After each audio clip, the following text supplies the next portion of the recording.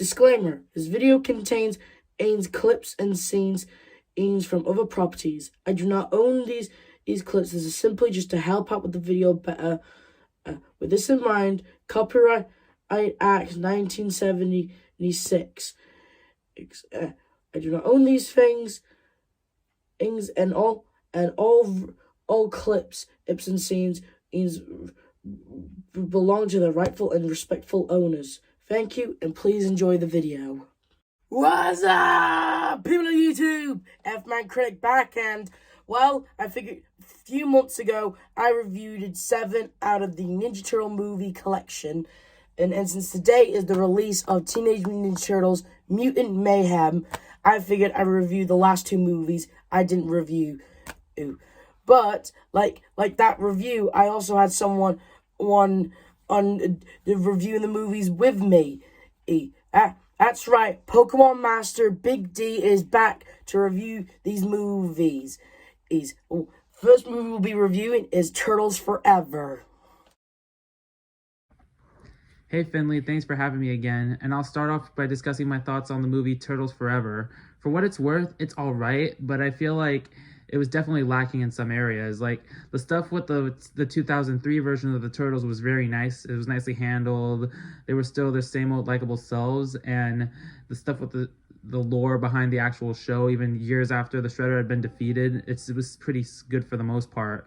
However, the one thing I didn't necessarily care for was how the OG Turtles were handled. They kind of felt like the same character, joking around. The only major difference is Donatello doing some smart things and Raphael breaking the fourth wall, but other than that, they were pretty much the same characters, and that was kind of disappointing because if you've watched the original show, you know they're not all like wild, crazy party animals. Like, Leo's somewhat more serious, Raphael's more of a wisecracker, Donnie's more of a reserved, smart guy, and Michelangelo's a party dude. But at the same time, it was nice to see the OG meet at the time, the new version. That was pretty nice. So overall, Walls, I personally feel like it could have been better. Also, I feel like it was pretty solid and enjoyable for what it actually was.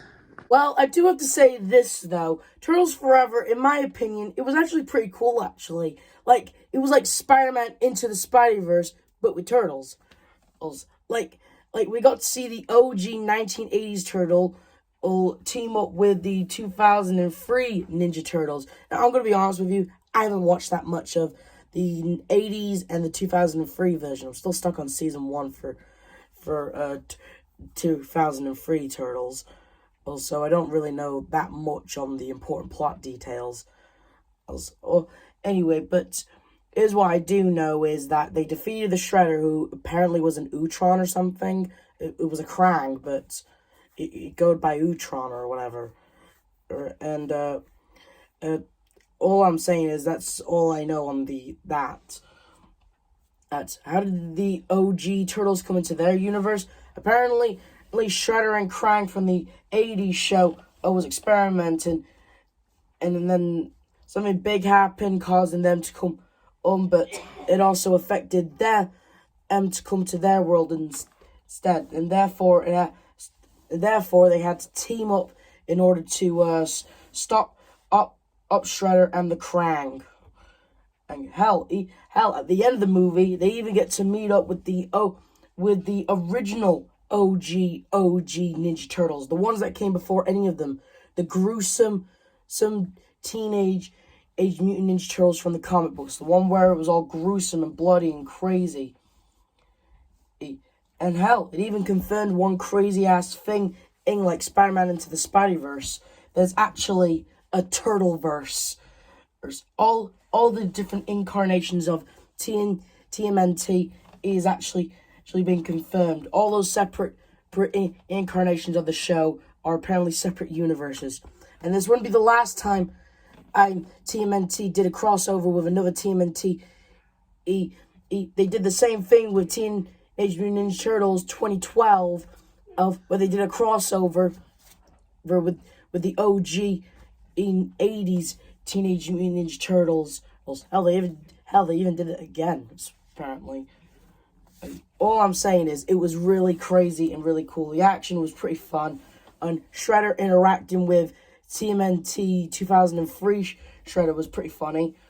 And I even like at the end of the movie how 80s Shredder and Krang had to come together and stop up 2003 Krang because if the black and white turtles die, everyone else dies, including Ultron or Shredder or whatever he's called.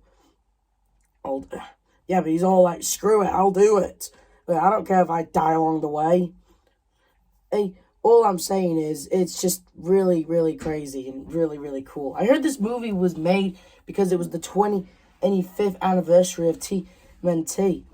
And that's really cool, actually. And, yeah, and so far, I give this movie a 10 out of 10 because I just adore it. Move on to the next movie. Now I get to talk about a much better and much more epic Teenage Mutant Ninja Turtles movie and one of the best Batman movies of all time, Batman vs. the TMNT. In my opinion, this is not only one of the best recent Batman animated films of all time, but also one of the best Teenage Mutant Ninja Turtles movies of all time, even going right up there with the 1990 version, LA version, and the Rise of the Teenage Mutant Ninja Turtles movie. And in my opinion, I think the main thing I love about it is how it feels true to both Batman and the TMNT, but at the same time, not dumbing it down excessively for kids because the Teenage Mutant Ninja Turtles are involved. Like, we see very gruesome scenes, we see blood, we see actual on-screen deaths, and it was just something to behold. Batman was great. He was basically instead of like the Mary Sue like character, he actually had some flaws of his own. The Turtles were great. Leo was the leader. Raphael was the hot-headed actions before thought type of guy. Donnie was his usual geeky self, like something similar from the 2012 Nickelodeon version. And Michelangelo was the funny one. He's Michelangelo. What do you expect? Also, the stuff with Damien, Catgirl, and Alfred, they were great too. It wasn't like they were just there for the sake of it, and it was nice. It wasn't just the Teenage Mutant Ninja Turtles and Batman on the side. Batman and the TMNT were collaborating, which is awesome. Speaking of which, the Shredder was very intimidating also. His little subplot was very interesting, especially how like he was able to go fist to fist with Batman at one point. And this one thing where he mutated all of the villains in Gotham was insane. It was epic. We got to see Joker as a snake. We saw Harley as a hyena. We saw Mr. Freeze as a polar bear. We saw Two-Face as a cat, like one cat face on each side. Scarecrow was messed up. It was just Bane. He was a jaguar. It was insane. And I can't forget the moment when Batman was mutated. Like, that was... words can't explain how surreal and epic that was. And I love the general themes, like the more we think about it, Batman and the TMNT are pretty much similar to each other. They get knocked down, they try to do the right thing, but at the same time, nothing is more important to them than family and the people they care about. And Batman sees that, and it was just really nice. And how it wrapped things up, it's pizza time. You can't expect like for Batman to say something like that and for something as cute and wholesome as that. And this is definitely, it goes without saying that animation wise, character wise, action wise, story wise, definitely one of the best Batman and Teenage Mutant Ninja Turtles movies and one of the best crossovers of all time. Oh my god, Batman vs. Teenage Mutant Ninja Turtles was awesome, straight up. Like I never thought like this movie would ever go together like this. I mean, this movie should have been a recipe for disaster, but it wasn't. It's like practically proof why we should have crossover fan fiction. I mean, this is what you get when you have actual good writers and a good story and with a great crossover ever. I mean, seriously, I do have this few things with it. One, when Batman fights the Turtles, it only goes on for like a couple of minutes, really. Like, it should have gone over like, like maybe 10 minutes, it's called Batman versus Teenage Mutant Ninja Turtles, not Batman meets Teenage Mutant Ninja Turtles. Maybe it should have been called that, in my opinion. When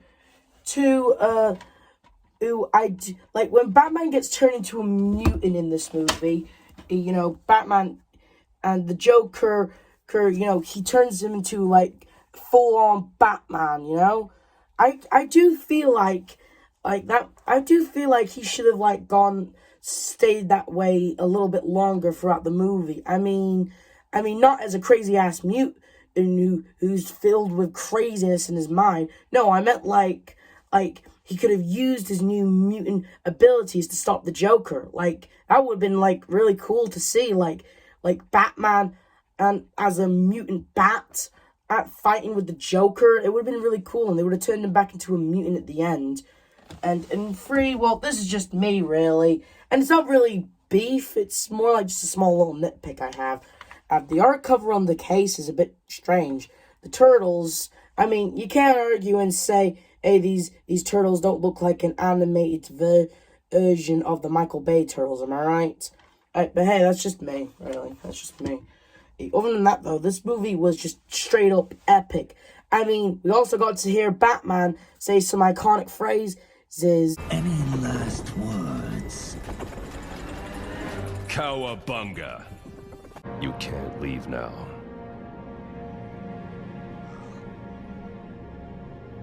It's pizza time. And let me just say this. The action was really fun to watch, and just straight up seeing all of these crazy villains turn into mutants.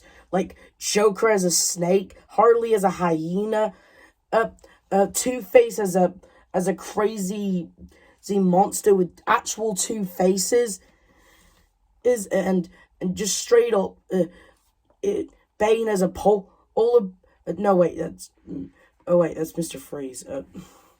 Whatever. The point is all the characters, all the villains just turn into mutants, and they, all I'm saying, it was really cool. And the end scene where it reveals that Shredder sort of survived, but he's turned into like a Shredder or Joker mutant hybrid. Oh my god, I would love to see this happen. I mean, I wish this movie got a sequel. I'm telling you, I really wish this movie got a sequel. I mean, we got to see Batman and the Turtles fight this dude. I mean, it is straight up crazy insane. And this movie is dark. And what do I mean by it? I mean, it's got a lot of darkness in the screen, and it's gruesome too.